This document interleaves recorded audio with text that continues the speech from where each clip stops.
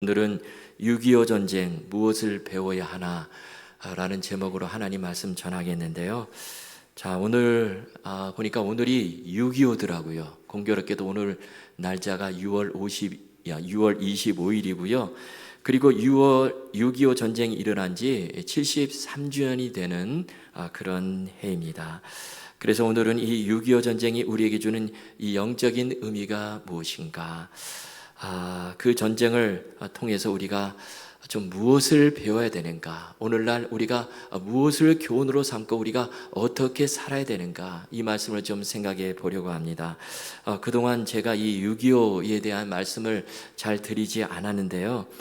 여기 계신 분들을 다 보니까 한국에서 다 이민을 오셨어요. 제가 보니까 거의 100%다 한국에서 이민을 오셨는데요. 그래서 여러분 잘 아실 거예요. 이 6.25 전쟁이 얼마나 끔찍하고 이것이 우리 민족에 얼마나 이것이 큰 비극적인 전쟁이었는가, 이것을 다 알기 때문에 오늘 이 6.25 전쟁을 통해서 우리에게 주시는 이 하나님의 귀한 메시지, 하나님의 말씀을 들었으면 좋겠습니다. 자, 먼저 오늘 말씀은 신명기 가운데 들어있는 말씀인데요. 여러분, 이 신명기서는 이스라엘 백성들이 이제 광야 40년 생활을 거의 끝나갈 무렵에 이제 이스라엘 백성들이요, 이 모압 평지에서 저 가나안 땅을 지금 눈으로 바라보고 있습니다. 이 요단강만 건너가면 가나안 땅에 도착을 하는데요. 근데 모세는 가나안 땅에 못 들어가죠. 이게 모압 평지에서 죽는데요. 그런데 가나안 땅을 바로 눈앞에 두고 이 모세가 온 이스라엘 백성들을 향해서 이 신명기 말씀을 선포하는 것입니다. 자, 그런데 그 중에서 오늘 본문 이 7절 말씀이 참으로 중요한데요. 이렇게 말씀을 하죠. 옛날을 기억하라. 역대의 연대를 생각하라. 자, 여기 옛날을 기억하라. 역대의 연대를 생각하라. 자, 구체적으로 무엇을 기억하라 하는 말씀일까요? 여러분, 이것은 고난의 역사를 기억하라는 말씀입니다. 지금까지 숱한 고난의 역사 가운데서 하나님께서 너희들을 어떻게 건져주셨고 지켜주셨는가, 그것을 기억하라는 말씀이죠. 자, 그런데 그 중에서도 특별히 이스라엘 백성들에게 중요한 사건이 있었죠. 그것이 무엇입니까? 바로 출애굽 사건이에요. 애굽에서 종살이하던 이스라엘 백성들을 하나님께서 건져주시는데 애굽에 10가지 재앙을 내리시고 그리고 홍해바다를 갈라주시고 그들을 건져내십니다. 그래서 이 출애굽 사건은요, 전적인 하나님의 은혜의 사건인데 그 역사를, 그 은혜를 잊지 말고 기억하라는 것이죠. 그래서 신명기서를 읽어보면요, 애굽에서 종되었던 너희를 건져내신 여호와 하나님을 기억하라, 이 말씀이 계속 반복되어 나오고 있습니다. 자, 그런데요, 이 이스라엘과 우리 대한민국이 참 비슷한 점이 많습니다. 그것은 고난이라는 측면에서 그래요. 여러분, 이스라엘 민족도 얼마나 많은 고난을 당했는지 몰라요. 이 민족 침입으로부터 종살이도 하고요, 숱한 고난을 당했는데 대한민국도 마찬가지로 참 많은 고난의 시기를 보냈습니다. 그런데 그 중에서도 대한민국 참으로 비극적인 사건이 있었는데 그것이 바로 6.25 전쟁이죠. 여러분, 왜 이것이 참으로 비극적인가? 이것은 같은 동족끼리 죽이고 죽는 그런 일이 벌어졌기 때문에 그렇습니다. 다른 나라와의 전쟁이 아니라 같은 동포끼리 총뿌리를 떼고 총을 쏴대고 서로 죽이는 일들이 벌어졌다라는 거예요. 여러분, 6.25 전쟁 잘 들어서 잘 아시겠지만 너무나 참혹한 전쟁이었습니다. 이 전쟁이 언제 일어났죠? 1950년 6월 20일 새벽에, 그것도 주일 새벽인데요, 북한이 쳐들어옵니다. 전쟁을 일으켜요.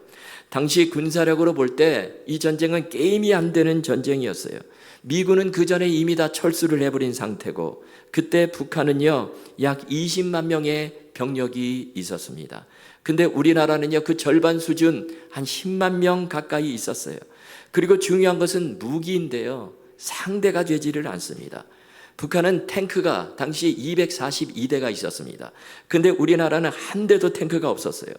또 전투기를 보면요, 북한은 전투기가 211대나 있었는데 그런데 대한민국은 전투기도 아니고 연습기, 연락기 이런 비행기가 한 22대 있었습니다. 또 각종 포를 보면요, 북한이 2492문, 우리나라는 1501문이고요. 또 함정은 북한이 110척, 우리나라는 36척밖에 안 되었어요. 도저히 상대가 되지를 않습니다.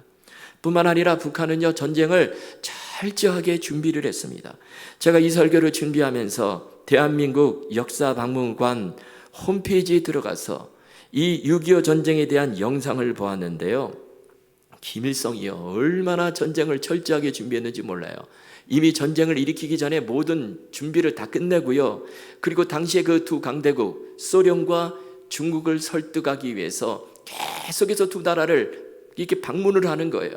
근데 처음에 이 소련의 스탈린이요, 그 허락을 하지를 않아요.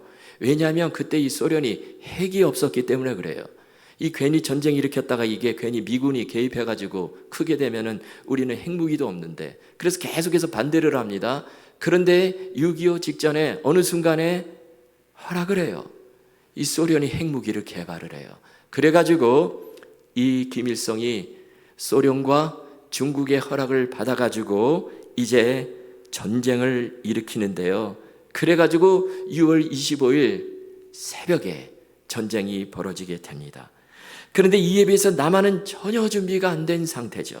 미군은 이미 다 철수를 했고, 그때 당시 이 대한민국 군의 병력 3분의 1이 외출 외박을 나간 상태였어요. 그리고 군 기강은 완전히 해이어진 상태였습니다. 자, 이런 가운데서 전쟁이 일어나는데요, 그야말로 속수무책이에요. 북한군 탱크 242대를 앞세워가지고 단 사흘 만에 서울을 점령을 합니다. 그리고 한 달 만에 완전히 그냥 저 낙동강 이남, 남동강 그 남쪽을 제외한 남한 전체를 다 수중에 넣어버려요. 그리고 그 와중에 수많은 사람들이 목숨을 잃게 되죠. 대한민국 역사박물관 자료에 따르면 이 6.25 전쟁으로 인해서요, 남한은 엄청난 인적인, 물적인 피해를 입었는데요. 주택, 학교, 공공시설, 도로 이런 기반시설 완전히 다 초토화돼 버리고요. 또 공장을 비롯한 산업시설이 무참히 파괴가 되었습니다. 당시에 이 물적 이 피해만 이게 2년치 국민 총생산에 달할 정도라고 합니다. 여기다가 사상자가 얼마나 많이 나는지, 군인 사상자, 실종자가 62만 명, 민간인 사망, 부상, 실종자가 거의 100만 명, 유엔군 사상자, 실종자가 15만 명에 달했습니다. 그리고 수십만 명의 전쟁 고아 미망인이 발생을 했고요. 또 분단으로 인해서 1,000만 명이나 되는 이산가족들이 생겨나는 엄청난 비극이 일어나게 된 것이죠. 자, 이런 6.25 전쟁이 일어났는데요. 자, 그러면 우리는 이 전쟁을 통해서 과연 무엇을 배워야 할까요? 물론 이게 정말 한참 전 일의 일이지만, 그러나 이것이 우리 민족에게 일어났던 일이기 때문에 이 전쟁이 우리에게 주는 그 교훈 메시지가 너무나 크다라는 것입니다. 지금도 남한과 북한이 서로 총뿌리를 이렇게 맞대고 대치하고 있는 상태인데요.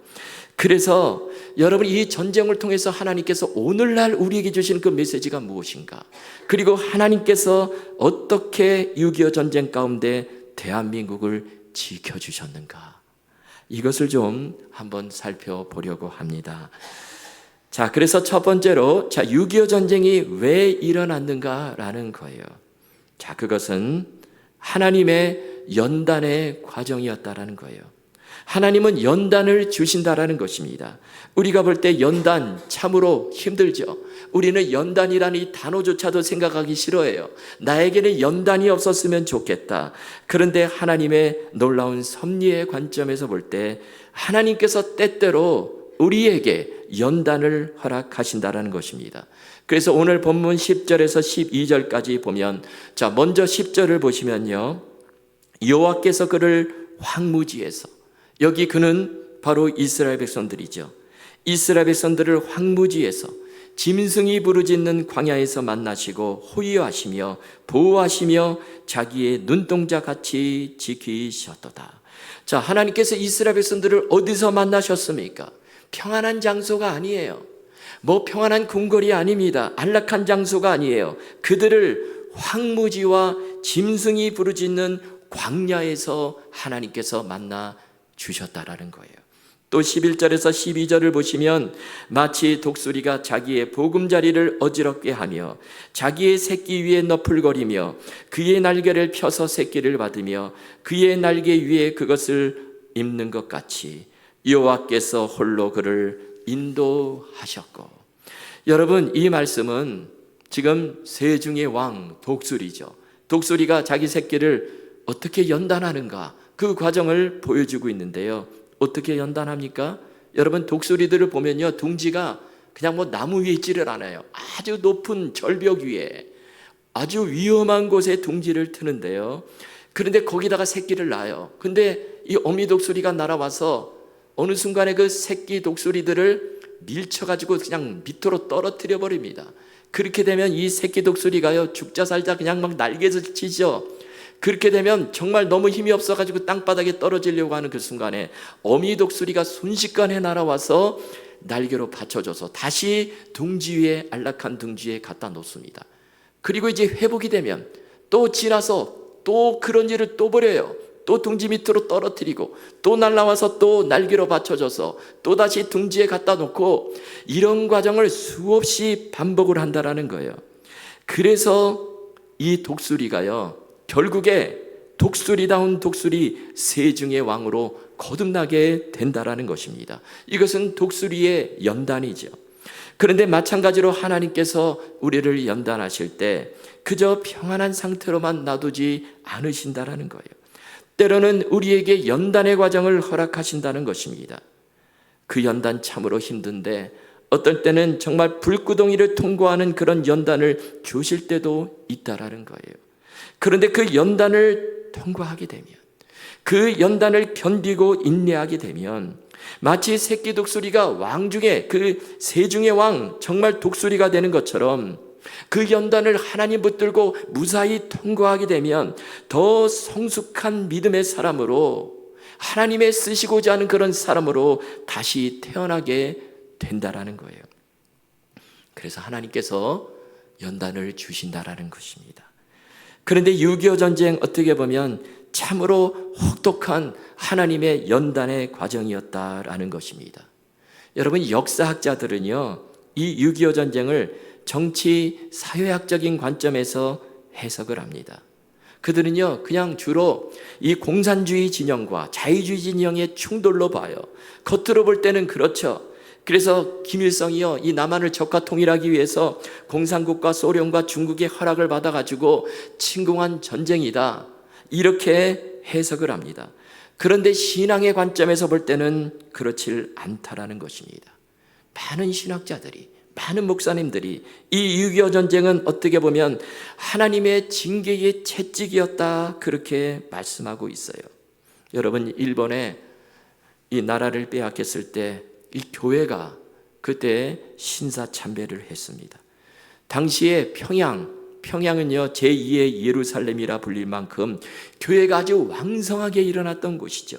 평양에 신학교도 있었습니다.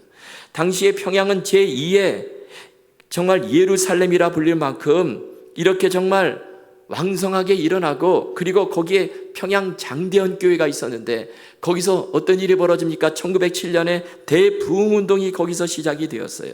그런데 이제 일제 식민지로 들어가면서 어떻게 됩니까?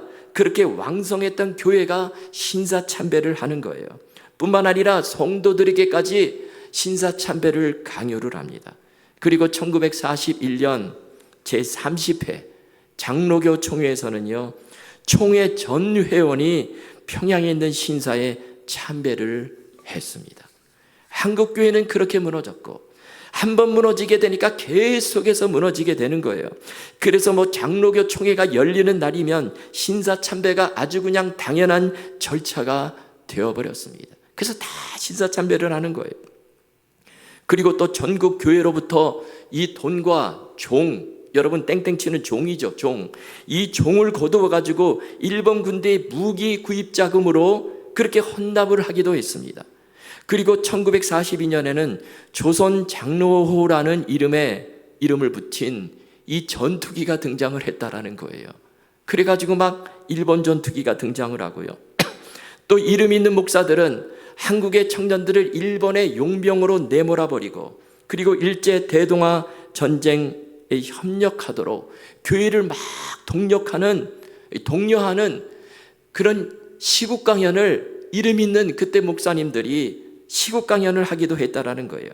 그리고 당시에 정말 이 신앙 신사참배를 반대하고 옥에서 그렇게 신앙의 절개를 지키던 주의 종들을 교단회사에 파면해버리는 그런 일까지 벌이게 되는 것입니다. 그런데 그런 가운데서도 그래도 하나님의 은혜로 8.15 해방을 맞이하게 되었는데요. 그런데 그 후에도 이 신사참배 죄를 회개하는 것이 아니라, 하나가 되는 것이 아니라, 뭐 신사참배를 했느니 안 했느니 그러면서 막 파로 나누어져 가지고 서로 물고 싸우고 그러다가 교회가 분열하는 일이 벌어집니다. 나라도 마찬가지죠. 좌익과 우익으로 갈라져서 싸우고 타락하고 정신을 못 차리는 그런 일들이 벌어지는데, 그래서 하나님께서 이 6.25라고 하는 이 연단의 과정을 허락하셨다라는 거예요. 물론 하나님께서 이 6.25 전쟁을 직접 일으키신 것은 아니십니다. 다만 하나님께서 그 전쟁을 허용하시고 그 전쟁을 통해서 우리 민족을, 한국교회를 아주 뜨거운 영광로를 통과하게 하시고 새롭게 단련시키셨다라는 거예요. 여러분, 그렇다면 우리가 이 6.25 전쟁을 보면서 우리가 이 고난의 역사를 거울 삼아서 우리가 어떻게 살아야 할 것인가, 이것이 참으로 중요하죠. 여러분, 지금도 우리 조국 대한민국 사회는요, 분열이 되고 교회는 하나 되지 못하고 그렇게 살아가고 있는 것 같습니다. 아직도 남과 북이 대치를 하고 있어요. 그래서 또 이런 생각을 하게 되는데요, 하나님께서 지금 저 북한을 어떻게 사용하실까, 그런 걱정이 들 때가 있습니다. 또다시 저 북한을 사용하셔서 이 남한의 징계의 채찍으로 사용하실까, 아니면 평화적인 통일을 주셔서 다시는 6.25 같은 비극이 일어나지 않고 이제는 정말 남한의 그 목사님들, 교회들이 북한으로 진격을 해 북한 북으로 올라가서 거기서 정말 교회를 세우고 그런 일이 벌어질까? 많은 사람들은 이 후자가 되면 좋을 텐데 그런 생각을 하게 되죠. 여러분, 그래서 우리는요, 정말 하나님께서 또다시 이런 비극이 일으켜주지 않도록 우리는 정말 대한민국을 위해서 기도를 해야 된다는 거예요. 그리고 우리가 사는 미국은 여러분 어떻습니까? 오늘날 보니까 여러 가지 위험한 신호들이 여기저기서 나타나고 있습니다. 청교도들이 물려준 그 신앙, 그 모습이 흔들리고 지워지는 그런 모습들을 우리가 보죠. 그리고 미국에 있는 교회들, 특별히 여러분 한인교회들 어떻습니까? 하나가 되어야 되는데, 분열하면 안 되는데, 성령께서 하나 되게 하신 것을 힘써 지키는 교회가 되어야 되는데 과연 그렇게 살아가고 있는가 돌아보아야 한다는 것입니다. 여러분, 평안할 때가 가장 위험하다라는 말이 있습니다. 지금 평안하다고 할 때 우리는 우리 자신을 돌아보고 나 자신을 돌아보고 하나님 앞에 죄가 있으면 회개를 통해서 다 털어내버리고요. 오늘 우리 설교 전에 부른 그 찬송가처럼 세상의 모든 헛된 신을 버리고 오직 하나님 앞에 나와서 하나님만 섬기세, 이 믿음을 가지고 늘 하나님 중심으로 그렇게 주님 섬기며 사시는 저와 여러분 다 되실 수 있기를 주님의 이름으로 축원합니다. 두 번째 살펴본 것은요, 자, 그런데 우리 하나님, 그러한 연단 가운데서도 건져주시는 하나님의 놀라운 은혜가 있음을 기억하고 깨어 기도하며 살라라는 것입니다. 자, 본문에 보면 어미 독수리가 새끼 독수리를 절벽에서 밀쳐가지고 밑으로 떨어지는데요, 여러분, 새끼 독수리 입장에서는 이제 나는 죽는구나, 이제 날개를 아무리 쳐도요 밑으로 계속해서 떨어져요. 힘이 없는데. 그런데 어떻게 됩니까? 결국에 어미 독수리가 쏜살같이 내려와서 날개로 받쳐줘서 다시 위로 올려주죠. 제가 얼마 전에 인터넷으로 이 새에 대한 영상을 보았는데 참으로 놀라운 영상을 보았습니다. 보니까 새 둥지에 이 새끼가 갓 태어났어요. 근데 어미새가 내려와서 그 둥지에 딱 앉았는데요. 그런데 갑자기 그냥 비가 막 쏟아지는 거예요. 소낙비가 막 쏟아지는데 이 어미새가 어떻게 하냐면요, 자기 몸으로 날개로 완전히 그 둥지를 덮어버리는 거예요. 새를 덮어버리는 거예요. 새끼 새를. 그래가지고 어미새가요, 그 비를 다 맞아요. 그냥 비가 끝날 때까지 맞고 있어요. 그러더니 비가 그치자 다시 일어나가지고 날개를 털더라고요. 그 영상을 보니까 너무나 감동이 되었습니다. 여러분, 하나님께서 만물을 지으실 때 이렇게 창조하셨다라는 거예요. 그 미물인 아주 작은 새도 자기 새끼를 돌보는 그런 본능들을 주셨다라는 것입니다. 여러분, 그렇다면 하나님께서는 자신의 백성들을 어떻게 하실까요? 마찬가지로 하나님께서 극진한 사랑으로 돌보아 주시고 그 넓으신 품으로 하나님의 그 날개 그늘 아래로 우리를 품어 주신다라는 것입니다. 우리가 이 믿음을 가져야 하는 것이죠. 여러분, 그래서 시편 91편 2절에서 4절까지를 보면 이렇게 말씀하고 있습니다.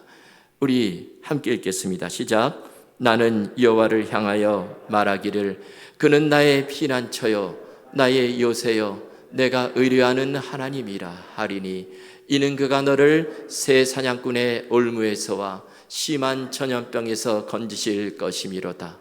그가 너를 그의 깃으로 덮으시리니 내가 그의 날개 아래에 피하리로다. 그의 진실함은 방패와 손방패가 되시나니. 아멘. 우리가 저 말씀을 그대로 받아들였으면 좋겠습니다. 제가 6.25 설교를 준비하면서요, 여러 자료들을 찾아봤는데요, 정말 이 놀라운 일들을 보게 되는데 이 전쟁 가운데 하나님의 놀라운 개입, 하나님의 간섭을 볼 수가 있었습니다. 하나님의 이런 개입이 없었다면 대한민국이 어떻게 이렇게 살아날 수 있을까? 절대 불가능하다. 그렇게 느낄 정도로 하나님의 엄청난 개입이 있으셨더라고요. 하나님께서 보이지 않는 손을 움직이시는데요, 먼저 당시에 6.25 전쟁이 일어나자마자 유엔군이 참전을 하게 되는데요, 그런데 그 과정을 보니까 1950년 6월 25일 오후 3시에 아주 급하게 유엔 안전보장 이사회가 소집이 되었어요. 여러분, 그 6월 25일 새벽에 전쟁이 일어나는데요, 그런데 불과 몇 시간 뒤에 오후 3시에 유엔이 소집이 된 것입니다.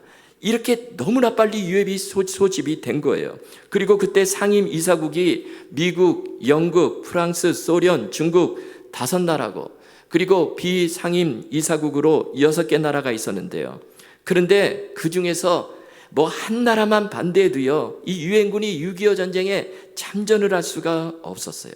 그런데 여러분, 중국과 소련은요 그냥 무조건 반대하는 나라잖아요. 그런데 이것이 어떻게 참전을 할 수 있었을까?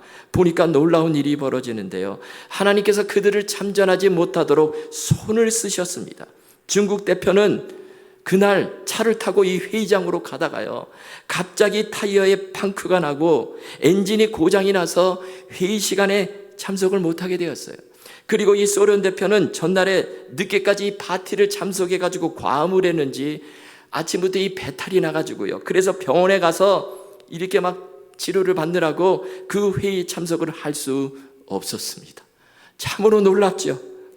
그래서 아무도 반대하지 않고 유엔 안전보장 이사회가 한국전 참전을 결정을 했다라는 것입니다. 여러분, 이거 정말 기적 중의 기적이에요. 그리고 당시에 미국 대통령이 해리 트루먼 대통령인데요, 여러분, 이분이요 이 시기에 대통령이 된 것도 정말 놀라운 하나님의 섭리입니다. 어떻게 대통령이 되었는가 제가 보니까, 원래 이 트루먼은 바로 그 앞에 대통령이 누구였냐면 그 유명한 루즈벨트 대통령이에요.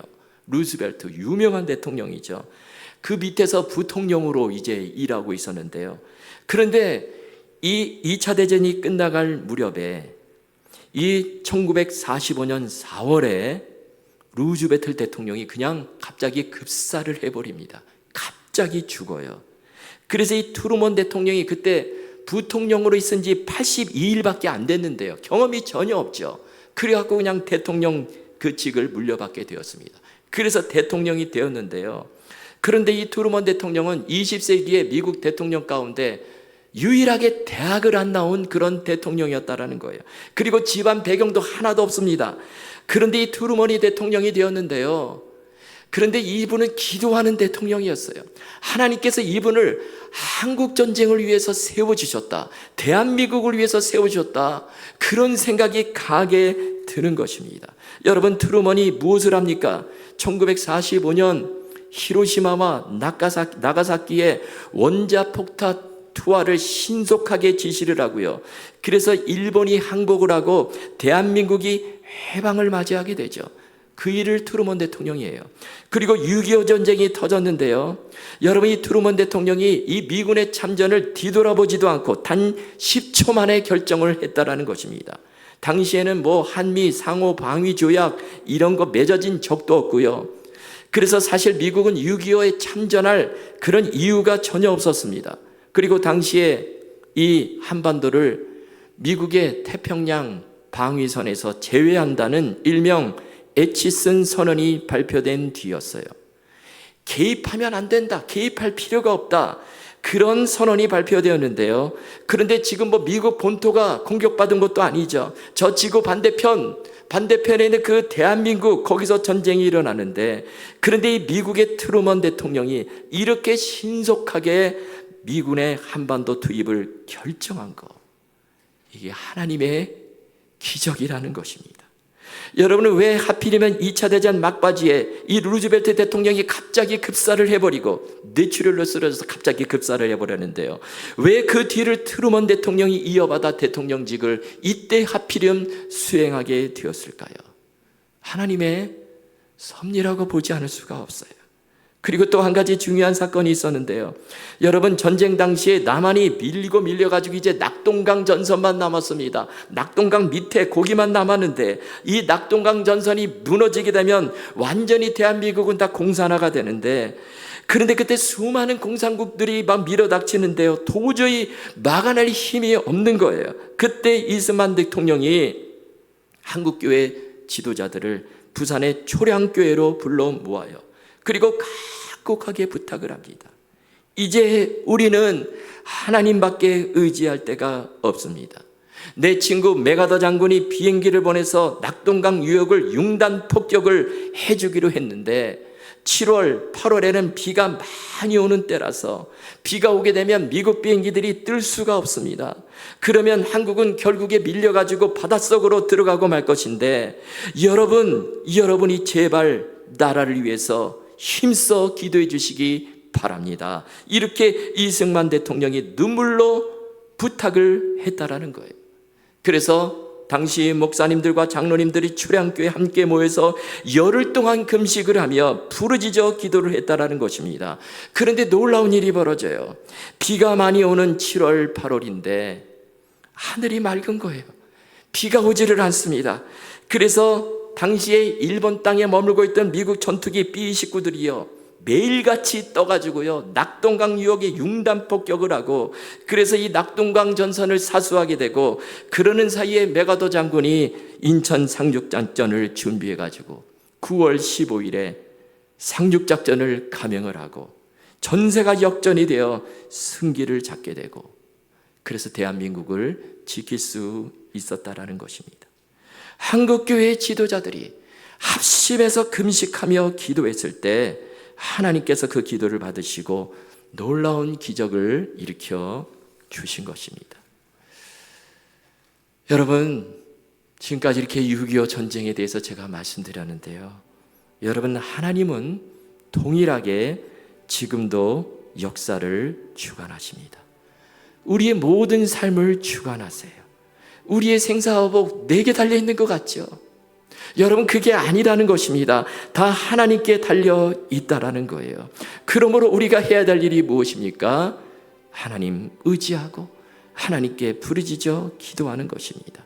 어려운 일, 힘든 일 만날 때마다 하나님 앞에 무릎짓고 하나님 앞에 무릎 꿇고 부르짖어 기도하는 거예요. 그리고 절대 교만하지 않고 늘 하나님께 감사하며 살라라는 것입니다. 여러분, 만약에 6.25 전쟁으로 인해서 남한이 공산화되었다면 어떻게 되었을까요? 참으로 아찔하죠.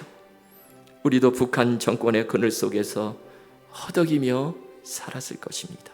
예수님도 모르고 살았을 거예요. 지금 이렇게 미국에 와서 살 수도 없었을 것입니다. 그러나 하나님께서 대한민국을 보호하사 그 위기 가운데서 건져주시고 보호해 주셔서 지금 우리 자녀들이 이렇게 이 미국 땅에서 살 수 있게 된 것입니다. 여러분, 오늘 본문 마지막 절 11절에 보면 이렇게 끝이 나고 있습니다. 여호와께서 홀로 그를 인도하셨고 그와 함께한 다른 신이 없었도다. 여러분, 그렇습니다. 하나님은 홀로 인도하시는 분이세요. 하나님만이 우리의 유일한 피난처가 되시고 구원자가 되신다라는 것입니다. 여러분, 이 말씀 끝까지 붙잡으시고요, 어떤 상황 속에서도 주님 신뢰하며 끝까지 의지하며 그렇게 주님 섬기시는 저 여러분 다 되실 수 있기를 주님의 이름으로 축원합니다.